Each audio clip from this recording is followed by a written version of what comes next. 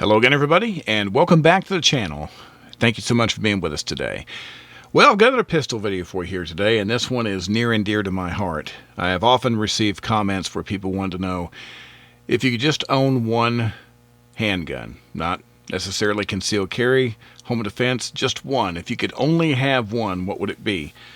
Well, for me, the answer is very simple. The HK USP and 40 Smith & Wesson. I trust this handgun above all others. And I'm going to tell you why in just a minute.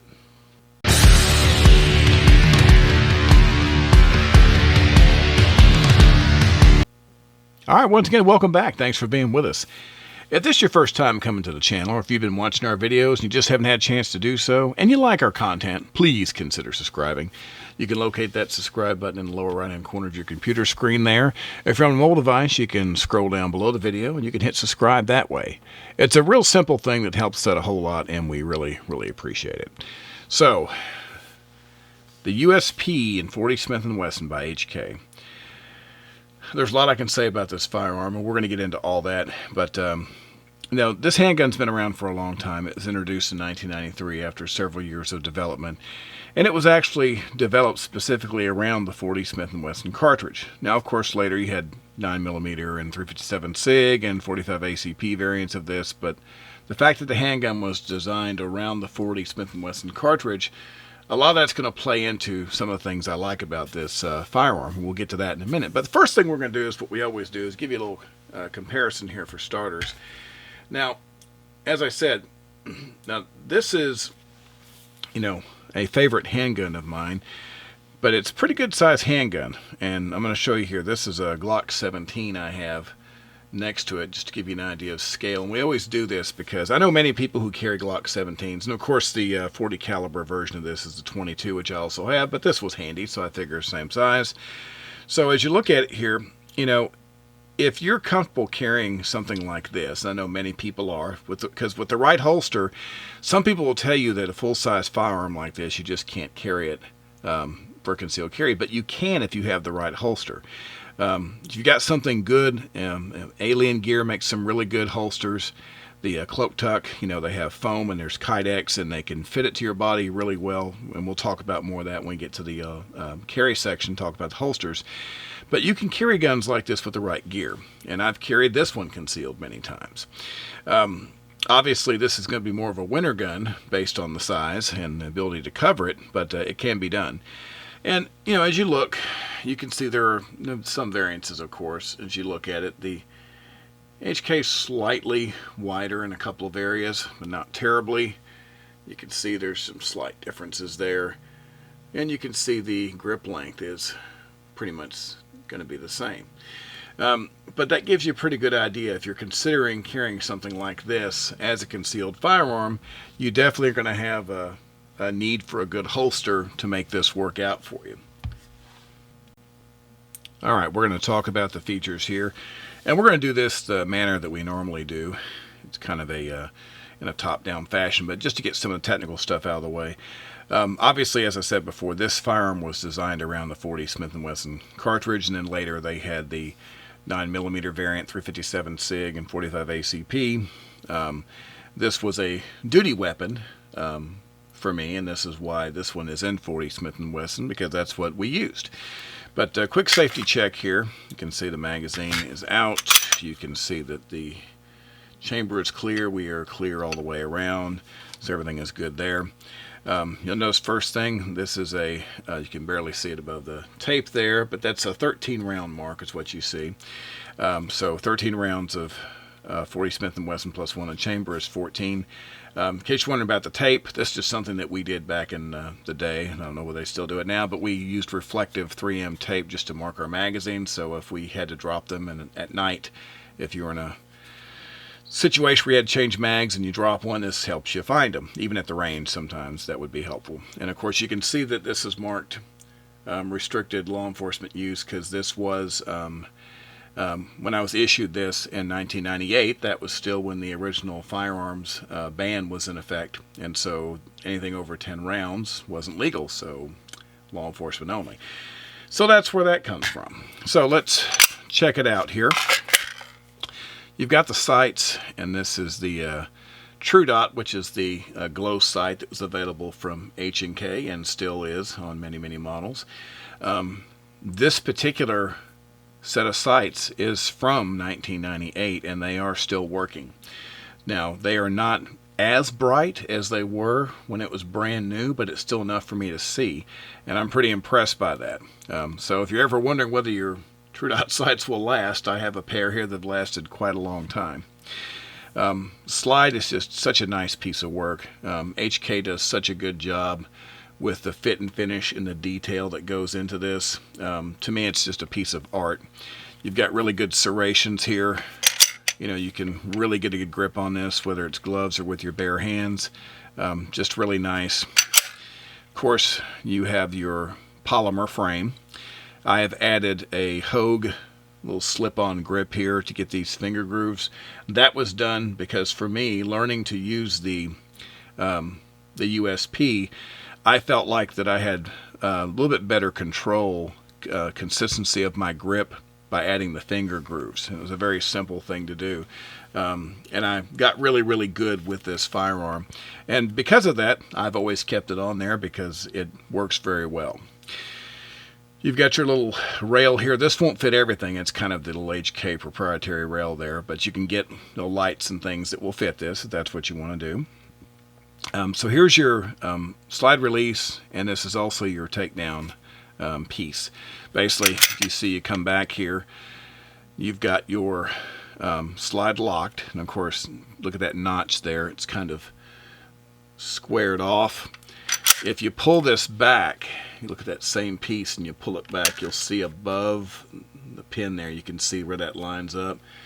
From the other side here, that button, if you just push that up, you can see that piece start to move out. All you gotta do is take your fingers and just pull that completely out. And then with it out, you can just take your slide completely off, and of course you'll just need to tip your rod and your spring out. Then you get your barrel out, and you can do your basic cleaning. So it's a very simple method to get in there and clean up the firearm. Of course, this is, as we said, a double action only firearm. And this is there's many modifications or variants as they call it. Double action, single action, but this is the LEM variant. So it's a double action only, but they have made some trigger adjustments to get it to around 8 pounds. And I'm very comfortable with this trigger. Like I say, it took some getting used to, but it's a very, very good trigger. It has a pretty good reset, I think. And it's a good safety built in. And of course, I believe, that's what they were after with this in the beginning. They didn't have an actual safety lever because I don't think they wanted someone having to remember to disengage a safety. But the very fact that you have this long trigger pull, it's less likely you're going to accidentally pull the trigger because it takes a great deal of effort, of course, to do so.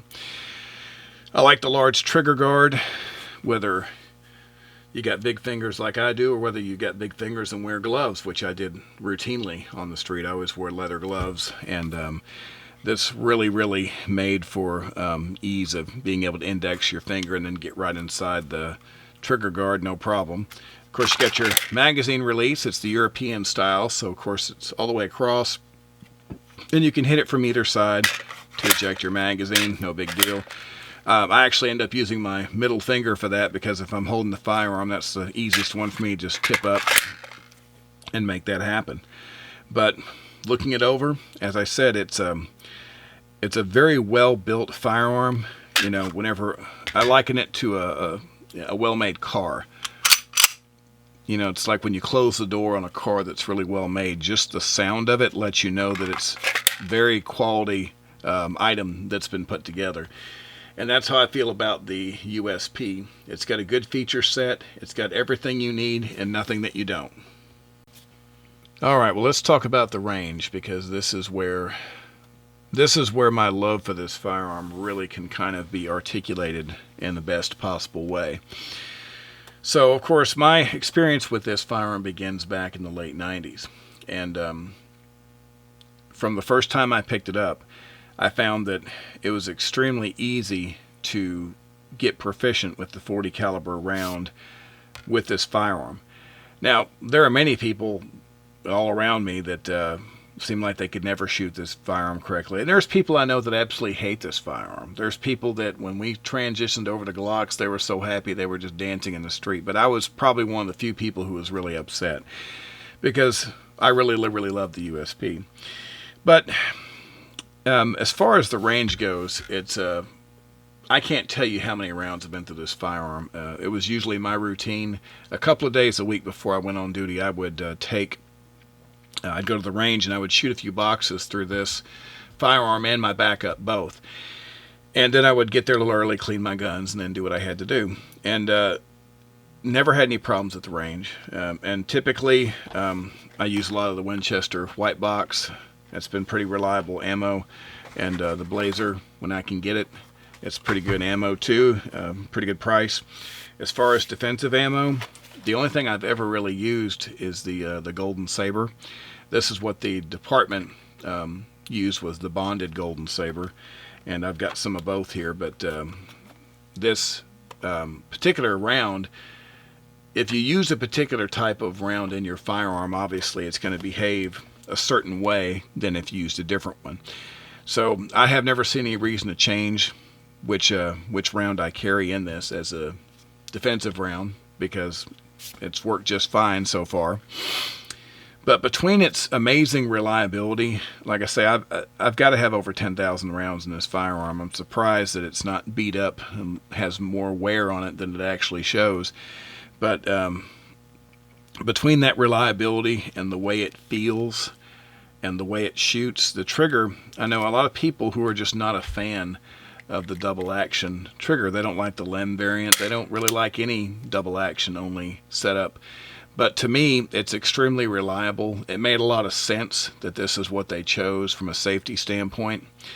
But the one other good thing about that trigger pull, obviously there's times when you have to take shots very quickly. You don't have a whole lot of time to think about it. You know, there's the shot, you take it. But if you're trying to do precision shooting, you know, this double action trigger, that really gives you time to get your target lined up and get that surprise shot at the end there when the trigger breaks. It's just a fantastic weapon. It's good for, you know, precision shooting over a reasonable distance, and of course it's very accurate at all ranges. You know, it's just a good, reliable firearm. And for me, as I said, this is all about if I just had to have one. With everything I've put this through, I take good care of this firearm, as I do all of them. But this one has definitely shown that it is able to take anything I throw at it. It's not picky about ammunition, and it's extremely accurate, and it's so reliable. So what's it like to carry the HK USP 40 as a concealed carry handgun? Most of the time I was carrying this handgun over the years, at least in the beginning, was outside the waistband in a duty holster, level 3, something like a Safari Land or whatever. But I would often carry this, you know, off duty, outside the waistband in different types of holsters. And this is a pretty big handgun to try to conceal in light clothing. I mean, like I said, it's the same size, it's a little bit bigger than a, you know, Glock 22, Glock 17. That's a lot of handgun. But I was able to pretty comfortably carry it using like a Black Hawk, something like this. You know, it slips right there, you know, over the belt, and then you have this curve is pretty nice, goes against the body, and then the firearm goes down, and you do have this little bit of hard retention right here. So it is a safe option. I think another good option for something like that is something like, you know, the crossbreed here. You know, you got your Kydex and you got these two different clips. I think that these, because these will contour to the body really well too. You know, between the clips and the Kydex, you know, you can get really comfortable with the leather. It'll shape to your body, as you can see this one has over time. I don't think you're really going to be successful trying to conceal this in anything other than the type of options that I showed you. There might be another way to do it. I mean, like I said, there's all kinds of just basic leather holsters too, but to me, I either need that paddle to give it a good hard base so it doesn't move around, or the 2 clips to keep it kind of in place. And you got to have a good belt because, like I said, the firearm is heavy. There's no doubt about that. But if you have the right holster and you're able to dress correctly, like for me, this is definitely something that if I can't at least be wearing a t-shirt plus, say, a longer shirt outside of that, it's kind of hard to cover this because it is a really big gun. Now in the wintertime, you get a lot more options, of course, as far as layers, and you can make this thing just absolutely disappear. But to me, I tend to carry smaller firearms on a daily basis for concealed carry anyway, but you can do it is what I'm getting at. And of course, as I said, this isn't just for concealed carry. This is my number 1 overall. So good helm defense gun. It's good for target shooting, practice, defense, take it with you in the woods, whatever. It's just a good overall firearm, but can very easily be carried in comfort with the right holster. Overall impressions of the HK USP 40 Smith & Wesson. Well, I'm not trying to kid anybody here. We sort of started this whole conversation by telling you it's my favorite handgun. So obviously my overall impressions are good.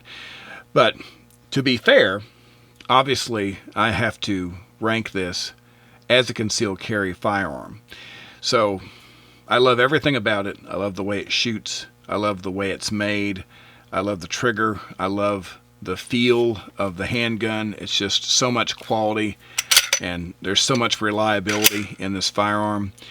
But as far as daily carry, it's a big for me. Now, I know a lot of people who carry firearms bigger than this daily, and they have good effective holsters to do it. But for me, this is not my best daily option. If this was the only thing I had, obviously, that's what I would carry, and that's kind of what this conversation was about. If I could only have one, this is what I'd want.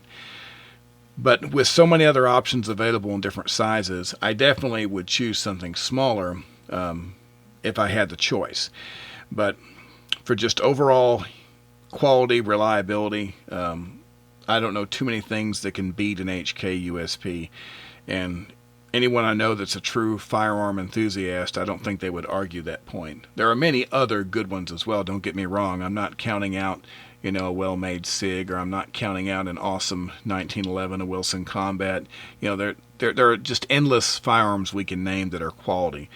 But I think most people who recognize those names will also recognize how good the USP is and what a great firearm this is.